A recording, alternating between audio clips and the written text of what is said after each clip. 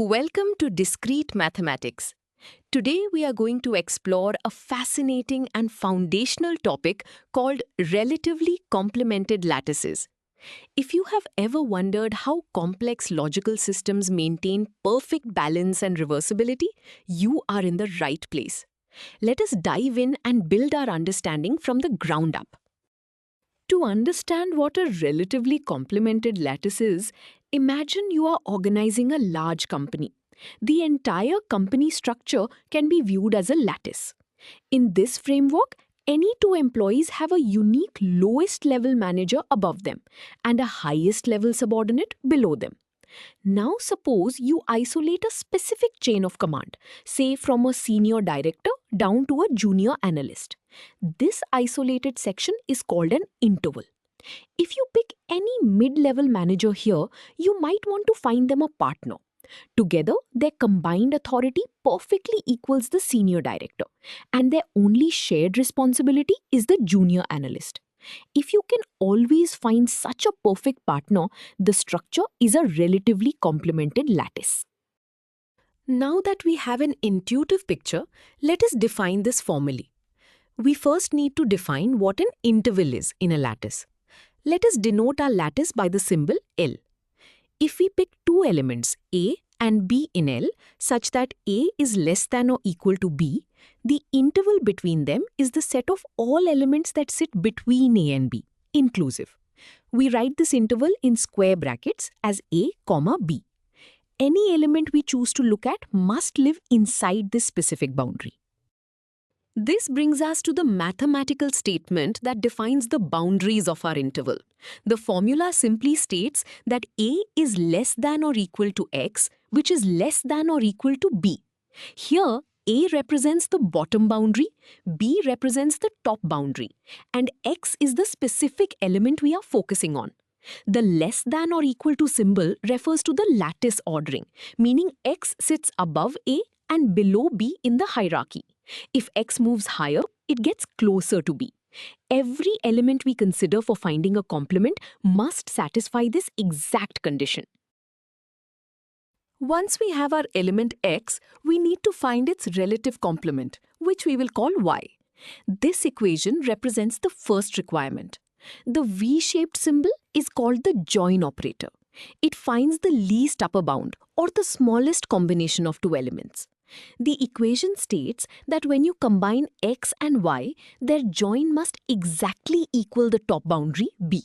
If their combination results in anything less than B, then Y is not a valid complement. It must perfectly reach the top of our interval. Reaching the top is only half the job. This equation represents the second requirement for a relative complement. The wedge symbol is called the meet operator, which finds the greatest lower bound, or the largest shared overlap between two elements. The equation states that the overlap between X and Y must exactly equal the bottom boundary, A. If both this meet equation and the previous join equation are true, then Y is officially a relative complement of X in the interval from A to B. Before we move on, let us see this with a concrete example using a power set lattice. Consider the set of all subsets of the numbers 1, 2, and 3.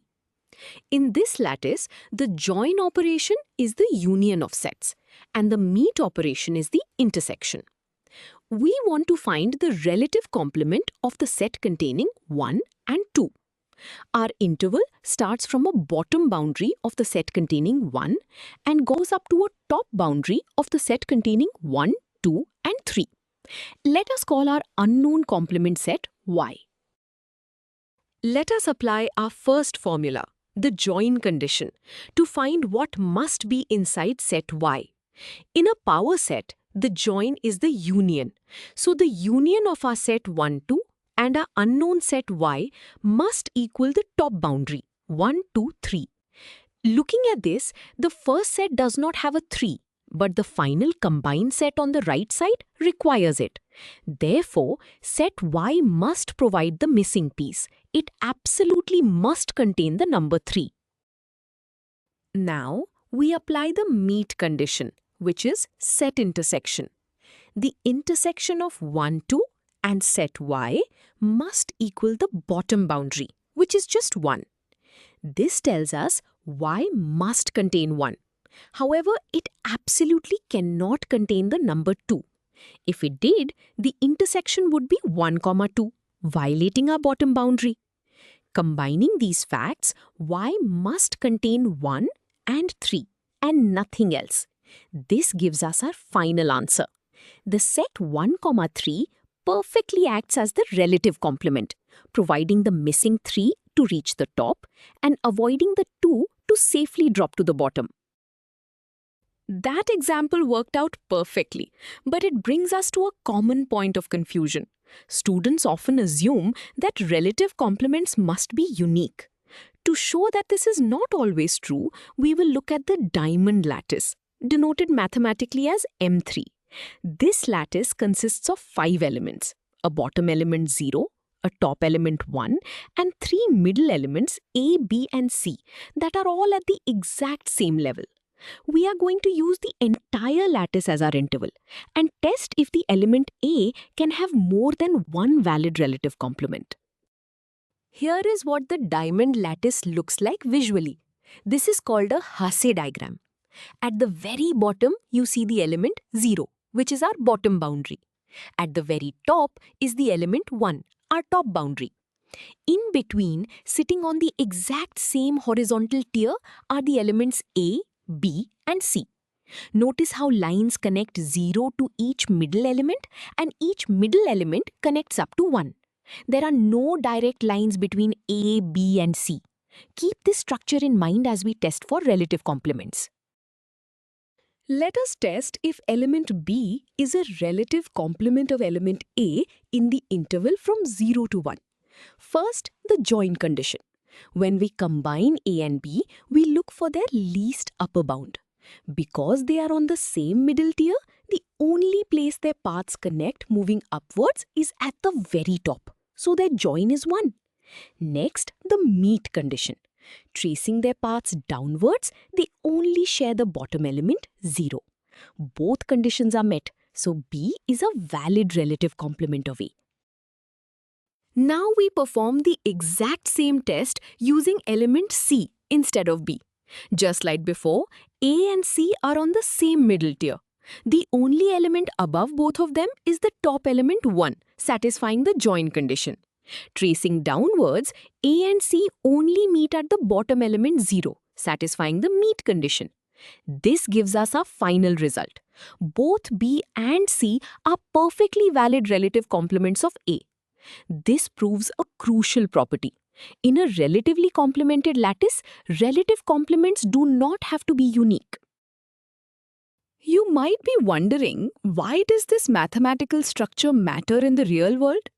Relatively complemented lattices form the foundational backbone for more advanced structures like Boolean algebras.